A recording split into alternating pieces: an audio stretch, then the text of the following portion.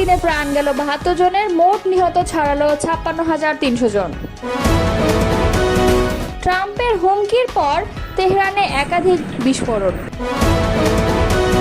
Mob দিয়ে জুতার মালা কিন্তু ফেরত আসবে, এমনটাই মন্তব্য করেছেন সাকিব। ইসলামী আন্দোলনের মহাসমাবেশের প্রথম অধিবেশন শুরু। এতক্ষণ শুনছিলেন সংবাদ শিরোনাম, এবারে বিস্তারিত। গতকাল শুক্রবার দিনভর ইসরায়েলি বিমান বাহিনীর গোলাবর্ষণে ফিলিস্তিনের গাজা উপত্যকায় নিহত হয়েছেন ৭২ জন এবং আহত হয়েছেন আরও ১৭৪ জন। এদিন সন্ধ্যার পর এক বিবৃতিতে এই তথ্য জানিয়েছে গাজার স্বাস্থ্য মন্ত্রণালয়। ২০২৩ সালের অক্টোবর থেকে গাজায় অভিযান শুরু করে আইডিএফ। মন্ত্রণালয়ের তথ্য অনুযায়ী সোমবারের পর ইসরায়েলি বাহিনীর অভিযানে গাজায় মোট নিহতের সংখ্যা পৌঁছেছে ৫৬,৩৩১ জনে। এদের পাশাপাশি আহত হয়েছেন আরও ১,৩২,৬৩২ জন ফিলিস্তিনি। ২৩ সালের ৭ অক্টোবর ইসরায়েলের ভূখণ্ডে ঢুকে অতর্কিত হামলা চালায় গাজা উপত্যকা নিয়ন্ত্রণকারী সশস্ত্র রাজনৈতিক গোষ্ঠী হামাসের যোদ্ধারা। এলোপাতাড়ি গুলি চালিয়ে ১,২০০ জনকে হত্যার পাশাপাশি ২৫১ জনকে জিম্মি হিসেবে ধরে নিয়ে যায় তারা। হামাসের হামলার জবাব দিতে এবং জিম্মিদের মুক্ত করতে ওই দিন থেকেই গাজায় অভিযান শুরু করে ইসরায়েলি বাহিনী। ১৫ মাসেরও বেশি সময় ধরে টানা অভিযান চালানোর পর যুক্তরাষ্ট্র থেকে মধ্যস্থতাকারী এবং অন্যান্য দেশগুলোর চাপে বাধ্য হয়ে গত ১৯ জানুয়ারি গাজায় যুদ্ধবিরতি ঘোষণা করে ইসরায়েল। কিন্তু বিরতি ২ মাস শেষ হওয়ার আগেই গত ১৮ মার্চ থেকে ফের গাজায় অভিযান শুরু করে আইডিএফ। দ্বিতীয় দফার অভিযানে গত ২.৫ মাসে গাজায় নিহত হয়েছেন ৬,০০৮ জন ফিলিস্তিনি এবং আহত হয়েছেন আরও ২০,৫৯১ জন। যে ২৫১ জন জিম্মিকে হামাসের যোদ্ধারা ধরে নিয়ে গিয়েছিল তাদের মধ্যে অন্তত ৩৫ জন এখনও জীবিত আছেন বলে ধারণা করা হচ্ছে।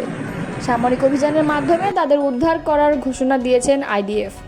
জাতিসংঘ ও আন্তর্জাতিক সম্প্রদায় এ পর্যন্ত কয়েকবার গাজায় সামরিক অভিযান বন্ধের জন্য ইসরায়েলের প্রধানমন্ত্রী বেঞ্জামিন নেতানিয়াহুকে আহ্বান জানিয়েছেন।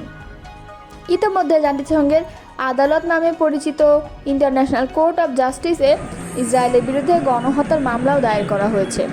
এদিকে সম্প্রতি গাজায় ফের ২ মাসের যুদ্ধবিরতি সংক্রান্ত একটি প্রস্তাবনা হাজির করেছে যুক্তরাষ্ট্র। সেই প্রস্তাবনা এখনও হামাস কিংবা ইসরায়েল অনুমোদন করেনি। ইরানের রাজধানী তেহরানে পশ্চিমাঞ্চলে ইসলাম শহরে একাধিক বিস্ফোরণের শব্দ শোনা গেছে। অঞ্চলটিতে সঙ্গে সঙ্গে আকাশ প্রতিরক্ষা ব্যবস্থা চালু করা হয়। প্রত্যক্ষদর্শীদের সোশ্যাল মিডিয়ার বরাত দিয়ে শনিবার ইরান ইন্টারন্যাশনালের লাইভ প্রতিবেদনে এই তথ্য জানানো হয়েছে। তবে ঠিক কী কারণে এই বিস্ফোরণ হয়, এতে কী পরিমাণ ক্ষয়ক্ষতি বা হতাহতের ঘটনা ঘটে সেই সম্পর্কে বিস্তারিত কিছু জানায়নি সংবাদ মাধ্যমটি। ইরান ইন্টারন্যাশনালের পোস্ট করা ভিডিওতে দফায় দফায় বিস্ফোরণের শব্দ শোনা গেছে, সেই সঙ্গে আকাশে আলোর ঝলকানি দেখা গেছে। এর আগে ১২ দিনের সংঘাত শেষে গত ২৪ জুন ইসরায়েলের সঙ্গে যুদ্ধবিরতি কার্যকর হয়। যুদ্ধবিরতির পরেও উভয় দেশই একে অপরের বিরুদ্ধে যুদ্ধবিরতি লঙ্ঘনের অভিযোগ এনেছে। সেই সঙ্গে ইরান দাবি করেছে যুদ্ধবিরতি হলেও ইসরায়েল যে কোনো সময় হামলা চালাতে পারে। এদিকে ইরানে আবারও বোমা হামলার হুমকি দিয়েছেন মার্কিন প্রেসিডেন্ট ডোনাল্ড ট্রাম্প। তিনি বলেছেন, ইরান পারমাণবিক অস্ত্র তৈরির উপযোগী মাত্রায় ইউরেনিয়াম সমৃদ্ধ করতে সক্ষম হলে দেশটিতে আবারও বোমা হামলা করা হবে। শুক্রবার হোয়াইট হাউসে এক সংবাদ সম্মেলনে তিনি কথা বলেছেন। এর আগে ন্যাটো সম্মেলনে এক সাংবাদিক ট্রাম্পকে প্রশ্ন করেছিলেন, তেহরান যদি আবার পারমাণবিক কার্যক্রম শুরু করে যুক্তরাষ্ট্র কি আবার বোমা বর্ষণ করবে? যুক্তরাষ্ট্র কি আবারও বোমা বর্ষণ করবে? ট্রাম্প সরাসরি জবাবে বলেছিলেন, অবশ্যই। এই মুহূর্তে ইরান কিছুই সমৃদ্ধ করতে চায় না, তারা কেবল ঘুরে দাঁড়াতে চাইছে। যদি মার্কিন প্রেসিডেন্ট ডোনাল্ড ট্রাম্প পরমাণু চুক্তি চান, তাহলে তার ইসলামী বিপ্লবীর নেতা আয়াতুল্লাহ আল খামেনিকে নিয়ে অসম্মানজনক এবং অগ্রহণযোগ্য কথা বলা থেকে দূরে থাকা উচিত। সামাজিক যোগাযোগ মাধ্যম এক্সে এক পোস্টে এমনটাই লিখেছেন ইরানের পররাষ্ট্রমন্ত্রী আব্বাস আরাগচি। খবর বার্তা সংস্থা মেহেরের এক্সে আরাগচি বলেছেন, ইরানিদের দৃঢ়তা ও জটিলতা বিশ্বের কাছে সুপরিচিত, যা কঠোর পরিশ্রম এবং ধৈর্যের ফসল। কিন্তু একটি জাতি হিসেবে আমাদের মূল ধারণা খুবই সহজ এবং সরল। আমরা আমাদের মূল্য জানি, আমাদের স্বাধীনতাকে মূল্য দিই এবং অন্য কাউকে আমাদের ভাগ্য নির্ধারণ করতে দিই না। তিনি লেখেন, যদি প্রেসিডেন্ট ট্রাম্প পরমাণু চুক্তির ব্যাপারে আগ্রহী হন তাহলে তার ইরানের সর্বোচ্চ নেতা আয়াতুল্লাহ খামেনির প্রতি অসম্মানজনক এবং অগ্রহণযোগ্য কথা বলা থেকে দূরে থাকা উচিত এবং তার লক্ষ্য এবং অনুসারীদের আঘাত করা বন্ধ করা উচিত। তিনি আরও লেখেন, শক্তিশালী ইরানি জনগণ বিশ্বকে দেখিয়েছে যে আমাদের ক্ষেপণাস্ত্রের আঘাতে ধ্বংস এড়াতে ইসরায়েলের বাবার কাছে ছুটে যাওয়া ছাড়া আর কোনো উপায় নেই। মব তৈরি করে কোনো ব্যক্তির গলায় জুতার মালা পরানোর যে উদাহরণ তৈরি হচ্ছে তা ফেরত আসবে বলে মন্তব্য করেছেন গণসংহতি আন্দোলনের প্রধান সমন্বয়কারী জোনায়েদ সাকি। সাবেক সিইসি কে এম নুরুল হুদাকে গ্রেফতারের আগে কথিত মবের হেনস্থার প্রসঙ্গ ধরে শুক্রবার চট্টগ্রাম প্রেস ক্লাবে সাংবাদিকদের সঙ্গে মতবিনিময় অনুষ্ঠানে তিনি এসব কথা বলেন। সাকি বলেন, মব আক্রমণ হচ্ছে। মাননীয় প্রধান উপদেষ্টার প্রেস সেক্রেটারি বললেন যে মব না, প্রেশার গ্রুপ। মানেটা কি?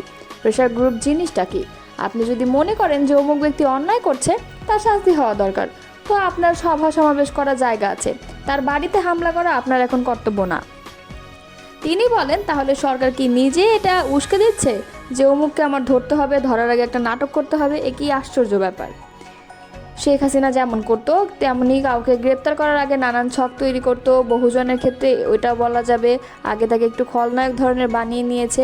সামাজিক মাধ্যমে 2-3 দিন ধরে তাকে বেশ কয়েকটা চলেছে, এরপর যে তাকে গ্রেপ্তার অ্যারেস্ট করেছে। তাহলে তো একই পদ্ধতি প্রয়োগ করছেন। তিনি আরও বলেন, 3টা নির্বাচন কমিশনার কে জবাবদিহির আওতায় আনার জন্য বহু আগে থেকেই রাজনৈতিক দলগুলো বলেছে। আমরা বলেছি, সকলেই বলেছে, জবাবদিহির আওতায় আনেন, আপনারা সেই অনুযায়ী পদক্ষেপ নেন। তারপর যদি বিচারক জায়গায় নিতে হয় তাহলে বিচারিক প্রক্রিয়ার মধ্যে ঢোকেন। আপনি কোনো ব্যক্তির গলায় জুতার মালা পরাবেন, এটি ব্যক্তির যে মানবিক অস্তিত্ব তাকে আপনি অপমান করছেন। এটাকে বলে বিমান বিকিরণ। একজন সর্বোচ্চ অপরাধীকেও তা করা হয় না, কিন্তু কোনো অপরাধীকে ফাঁসি দিলেও তারও কতগুলো মানবিক অধিকারকে স্বীকার করে নিয়ে কিন্তু সেই কাজটা করা হয়। গণসংহতি আন্দোলনের নেতা সাকি বলেন, আপনি এটাও করতে পারেন না। এই যে উদাহরণ তৈরি হচ্ছে, উদাহরণ কিন্তু ফেরত আসবে।